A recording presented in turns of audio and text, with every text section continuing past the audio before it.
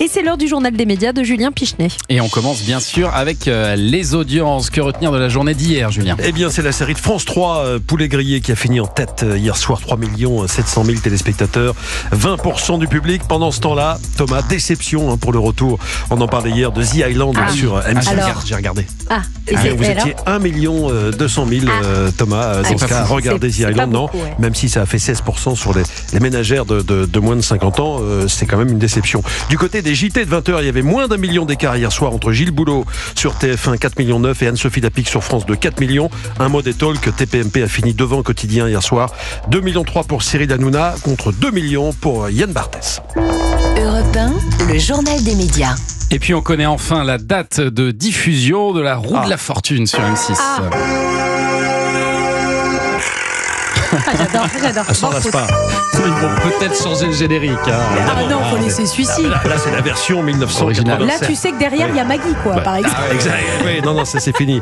C'est le lundi 27 janvier que ce célèbre jeu fera son retour sur M6 à partir de 17h30. Aux commandes, une fois de plus. Qui dit jeu, qui dit M6, dit Éric Antoine, l'animateur phare de la chaîne. Vous connaissez le concept, on doit trouver des mots, on tourne une roue, on propose des lettres. Petite nouveauté quand même par rapport aux dernières éditions. Chaque jour, le vainqueur de l'émission sera directement qualifié pour participer à la finale du lendemain. Il y aura aussi des nouvelles cases, comme celle de l'échange, qui permet au candidat qui tombe dessus d'échanger sa cagnotte avec celle d'un adversaire. On peut faire des coups durs avec ça. Et Mathilde Vaux s'est rendue sur le tournage de La Roue de la Fortune pour Culture Média. Éric Antoine a confié au micro d'Europe 1 ses souvenirs d'enfance liés à ce jeu. Moi, j'ai vu avec Christophe de Chavannes, j'ai vu même avec Christian Morin. C'est un jeu que je partageais d'un côté, la première version, avec ma grand-mère. Et elle me prenait contre elle. Et j'étais là, et je faisais des siestes au son de la roue qui tournait, et des 500 € et des voyelles et des consonnes. Il y a quelque chose de complètement régressif, un petit peu Madeleine de Proust là-dedans. Éric Antoine au micro d'Europe 1, c'est une bonne idée, Éric Antoine, pour vous, Olivier Delacroix, pour ce jeu? La roue de la fortune, le juste prix. Je pense que M6 va bientôt relancer les jeux de 20h avec un nouveau maître Capello. Je suis circonspect, si vous voulez.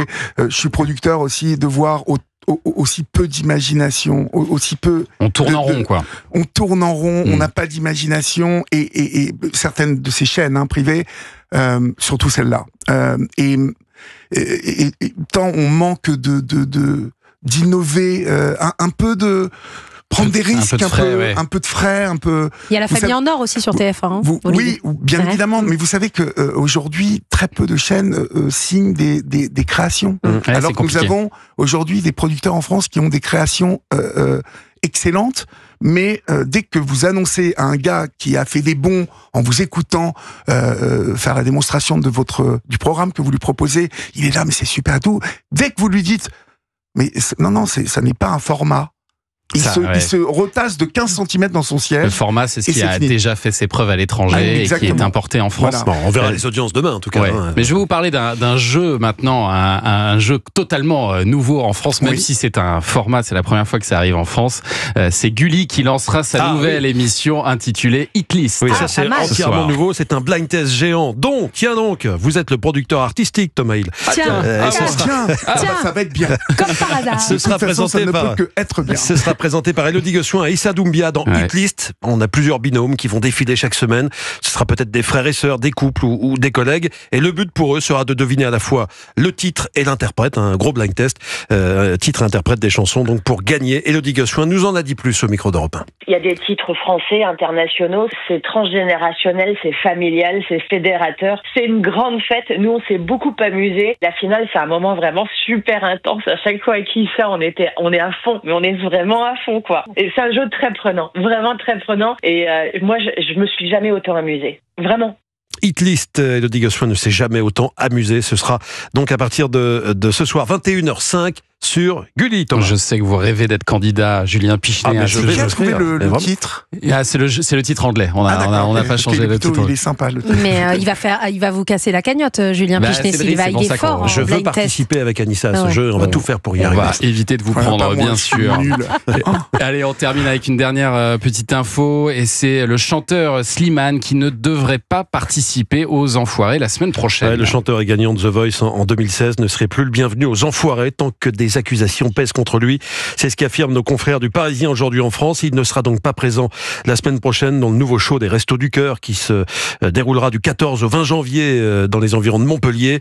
Une enquête préliminaire avait été ouverte, on le rappelle, début novembre pour des faits présumés d'agression et de harcèlement sexuel remontant à décembre 2023. Merci beaucoup Julien pour ce journal des médias dont toutes les infos sont à retrouver dans notre newsletter média, inscription gratuite sur europe1.fr. Un grand merci aussi à Olivier Delacroix d'être passé nous voir dans les yeux d'Olivier. C'est ce soir à 22h35 sur France 2, on l'a dit, sur les familles de criminels, ces victimes collatérales. Est-ce que vous pouvez déjà nous dévoiler le prochain thème? Est-ce que vous l'avez en tête?